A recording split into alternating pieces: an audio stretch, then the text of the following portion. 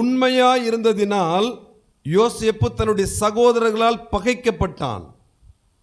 யோசேப்பு மட்டும் உண்மையா இருந்தான், அண்ணன்மார்கள்ட்ட உண்மை இல்லை. அதனால் இவனுடைய தேவபக்தி நிமித்தம், இவனுடைய உண்மை உத்தமத்தின் நிமித்தம் அவன் சகோதரர்களால் பகைக்கப்பட்டான். உபத்திரவம் வந்துச்சு. உண்மையா இருந்ததினால் போத்திபாருடைய வீட்டிலே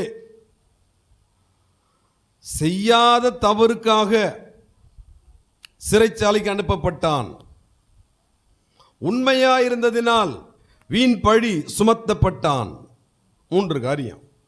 உண்மையா இருந்ததினால் 3 விதமான உபத்திரவம் யோசேப்புக்கு.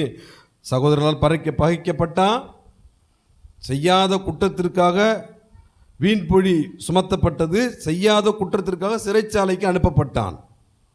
அப்படியே கவனிச்சுக்கங்க.